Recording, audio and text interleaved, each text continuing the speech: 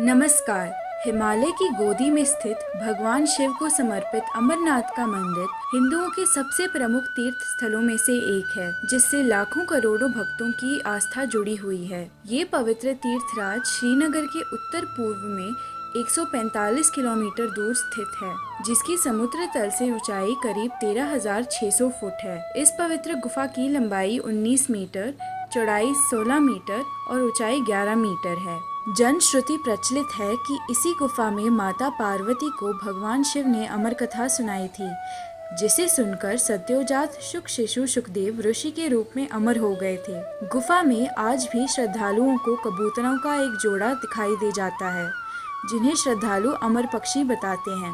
वह भी अमर कथा सुनकर अमर हुए हैं। ऐसी मान्यता भी है कि जिन श्रद्धालुओं को कबूतरों का जोड़ा दिखाई देता है, उन्हें शिव पार्वती अपने प्रत्यक्ष दर्शनों से निहाल करके उस प्राणी को मुक्ति प्रदान करते हैं। ये भी माना जाता है कि भगवान शिव ने अर्धांगिनी पार्वती को इस गुफा में एक ऐसी कथा सुनाई थी, जिसमें अमरनाथ की यात्रा और उसके मार्ग में आने वाले अनेक स्थलों का वर्णन था।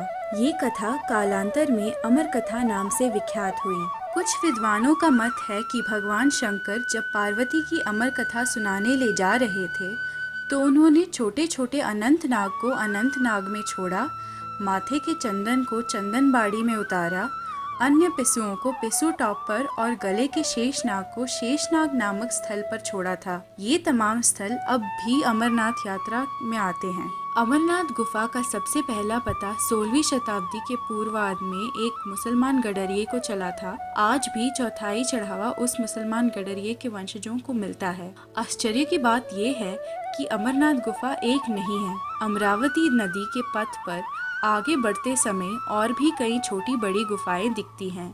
वह सभी बर्फ से ढकी है।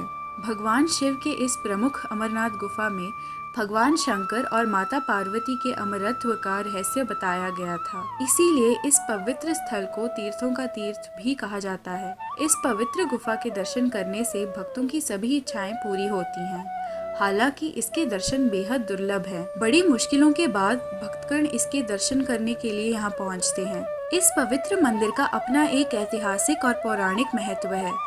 हिंदुओं के इस पवित्र गुफा की ये विशेषता है कि यहाँ हर साल बर्फ से बेहद सुंदर शिवलिंग बनता है। इसलिए इसे बर्फानी वाले बाबा, स्वयंभू हिमानी शिवलिंग आदि के नाम से भी जाना जाता है। इस पवित्र हिमलिंग के दर्शन करने दूर दूर से भक्तजन यहाँ पहुँचते हैं। अमरनाथ की यात्रा पूरे साल में करीब 45 दिन की होती है, जो ज्यादातर जुलाई और अगस्त के बीच में होती है। आषाढ़ पूर्णिमा से लेकर भाई बहन के पावन पर्व रक्षाबंधन तक होने वाले पवित्र हिमलिंग दर्शन के लिए दुनिया के कोने कोने से शिव भक्त अमरनाथ यात्रा पर जाते हैं। गुफा में बनने वाले हिमलिंग का एक संबंध चंद्रमा से भी माना जाता है। पूर्णिमा में अपने पूर्ण आकार में आ जाने वाला चांद अमावस्या तक गायब हो जाता है।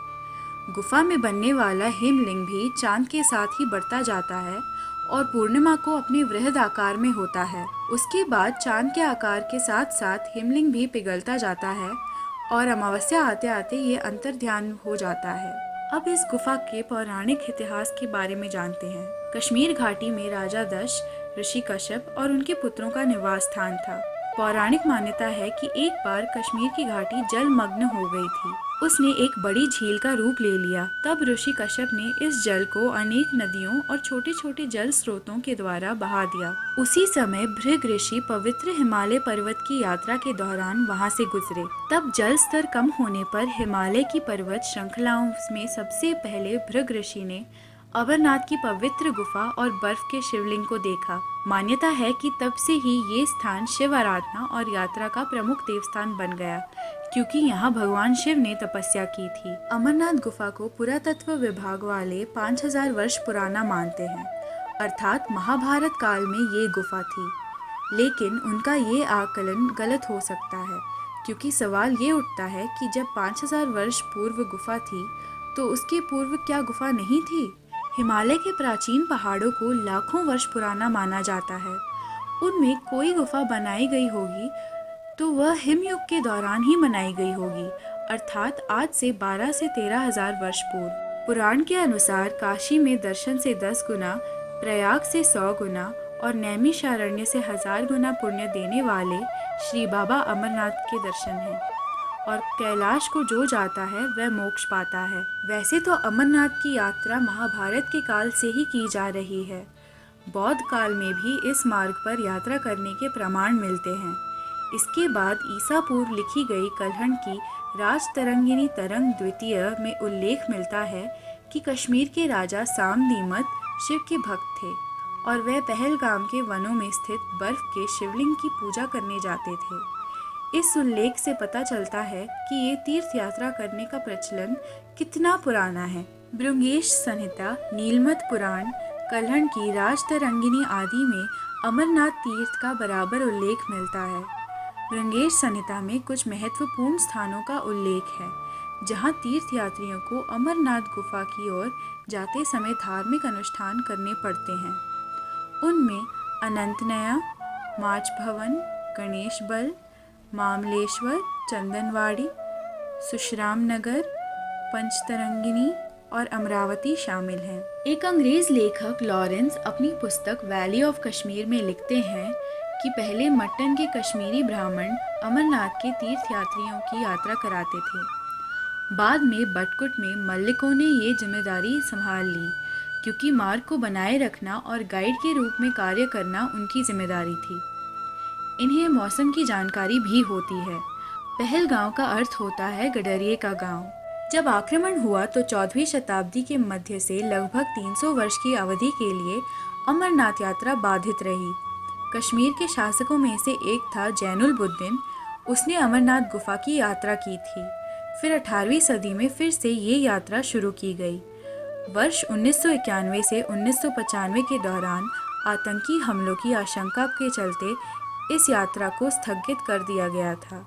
ये बहुत ही गलत धारणा फैलाई गई है कि इस गुफा को पहली बार किसी मुस्लिम ने 18वीं या 19वीं शताब्दी में खोज निकाला था। वह गुज्जर समाज का एक गडरिया था जिसे बूटा मलिक कहा जाता है। क्या गडरिया इतनी ऊंचाई पर जहां ऑक्सीजन नहीं के बराबर रहती है वहां अपनी बकरियों को चराने ले गया था? स्थानीय इतिहासकार मानते हैं कि 1869 की ग्रीष्म काल में गुफा की फिर से खोज की गई और पवित्र गुफा की पहली औपचारिक तीर्थ यात्रा 3 साल बाद 1872 में आयोजित की गई थी। इस तीर्थ यात्रा में मलिक भी साथ थे। स्वामी विवेकानंद ने 1898 में 8 अगस्त को अमरनाथ गुफा की यात्रा की थी और बाद में उन्होंने उल्लेख किया कि मैंने सोचा कि बर्फ का लिंग स्वयं शिव है। मैंने ऐसी सुंदर, इतनी प्रेरणादायक कोई चीज़ नहीं देखी और ना ही किसी धार्मिक स्थल का इतना आनंद लिया है। 19 मीटर ऊंचे, 19 मीटर गहरे और 16 मीटर चौड़े इस दिव्य गुफा में हर सावन में हिमलिंग का बनना किसी चमत्कार से कम नहीं है। वैसे तो इस पूरी गुफा में जगह जगह से पानी टपकता रहता है, लेकिन गुफा के भीतरी हिस्से के एक कोने में हर साल उसी स्थान पर हिमलिंग का बनना विज्ञान को भी चुनौती देता है। वहाँ भी पानी की बूंदें लगातार गिरती रहती हैं जो धीरे धीरे हिमलिंग में बदलता जाता है। ये हिमलिंग 20 से 22 फुट तक का आकार ले लेता है। ये बर्फ आम बर्फ से बिल्कुल अलग है जो गुफा के आसपास मिलती है। हिमलिंग की बर्फ बेहद ठोस होती है जो लंबे समय तक टिकी रहती है। वहीं गुफा के बाहर जो बर्फ रहती है वो बेहद भुरभुरी और जल्द पिघलने वाली होती है। बताया जाता है कि इस बार जून के शुरुआती दिनों में हिमलिंग 20 फुट से भी ज़्यादा का था, लेकिन अब जिस तेज़ी से हिमलिंग पिघल रहा है ऐसा माना जा रहा है कि भक्तों के पहुंचने तक शिव अंतर्धान हो जाएंगे। बीते कई सालों से हिमलिंग यात्रा के संपन्न होने से पहले ही पिघल जा रहा है। इसकी बड़ी वजह लगातार श्रद्धालुओं का बढ़ना और गुफा के आसपास का तापमान ज़्यादा होना है। गुफा में शिव के प्रतीक हिमलिंग के साथ ही 2 और हिमलिंग भी बनते हैं जिन्हें पार्वती और गणेश का प्रतिरूप माना जाता है। चंदनवाड़ी बेस कैंप से 12 किलोमीटर दूर शेषनाग बेहद खूबसूरत जगह है। इस खूबसूरती में 4 चांद लगाती है यहाँ की शेषनाग झील। तकरीबन 1.5 किलोमीटर क्षेत्रफल में फैली ये झील 3 ओर से पहाड़ों से घिरी हुई है। ये सभी पहाड़ सर्दियों में बर्फ से लकतक रहते हैं। गर्मियों में ये बर्फ पिघलती है और इसका पानी झील में गिरता रहता है। पौराणिक कथाओं के अनुसार इस झील में शेषनाग रहते हैं और दिन में एक बार झील से बाहर आते हैं। अमरनाथ यात्रा का संचालन अमरनाथ श्राइन बोर्ड करता है। ये बोर्ड ही जून जुलाई में होने वाली इस यात्रा को लेकर जनवरी से ही तैयारियों में जुट जाता है। हर साल यात्रा शुरू होने से पहले राज्यपाल बाबा बर्फानी की प्रथम पूजा करते हैं। छड़ी मुबारक के साथ इस यात्रा का आगाज होता है। दशनामी अखाड़े के महंत दीपेंद्र गिरी हर वर्ष पूजा कर यात्रा की शुरुआत करते हैं। देश भर से आने वाले श्रद्धालुओं को जम्मू में भगवती नगर स्थित कैंप में ठहराया जाता है। वहां से रोज़ाना कड़ी सुरक्षा में उन्हें पहलगाम स्थित चंदनवाड़ी और बालटाल बेस कैंप तक पहुंचाया जाता है। अद्भुत, अलौकिक, अप्रतिम, इस यात्रा को करने पर बरबस ही आपको ये शब्द याद आएंगे। समुद्र तल से 3,888 मीटर की ऊंचाई पर स्थित अमरनाथ गुफा तक जाने के 2 रास्ते हैं। पहला पहलगाम मार्ग और दूसरा बालटाल। इन दोनों ही रास्तों की अपनी खूबियां और खतरे हैं। पहलगाम से गुफा की दूरी तकरीबन 48 किलोमीटर है। यात्रा के सबसे पुराने पहलगाम रूट पर चंदनवाड़ी बेस कैंप से अमरनाथ गुफा तक का सफ़र करने में 3 दिन लग जाते हैं। भले ही ये रास्ता बेहद लंबा और थका देने वाला है, लेकिन इस रास्ते पर प्रकृति की नैसर्गिक खूबसूरती आपको तरोताज़ा बनाए रखेगी। चंदनवाड़ी बेस कैंप से अमरनाथ गुफा तक के सफ़र में पिस्सू टॉप, जोजीबल, नागकोटी, शेषनाग, महागुन टॉप, पंचतरणी और फिर संगम पड़ाव आता है। संगम ही वह जगह है जहां बालटाल वाला रास्ता आकर मिलता है। दोनों मार्गों के मिलन के चलते ही इससे संगम नाम दिया गया है। संगम से ठीक 3 किलोमीटर दूर अलौकिक अमरनाथ गुफा साफ दिखने लगती है, जिसकी झलक भर से रास्ते की सारी थकावट काफुर हो जाती है। अब बात करते हैं बालटाल मार्ग की। महज 14 किलोमीटर का ये रास्ता बेहद दुष्कर है। बालटाल बेस कैंप से शुरू होने वाले इस रूट पर 2 मेल, बरारी और फिर संगम पड़ाव आता है। इस रूट से भोर में यात्रा शुरू कर देर रात तक बेस कैंप लौटा जा सकता है। अधिकतर सीधी चढ़ाई होने के चलते बच्चे और बुजुर्ग इस रूट को नहीं लेते।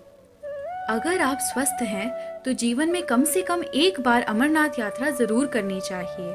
आशा है कि आपको ये जानकारी अच्छी लगी। धन्यवाद।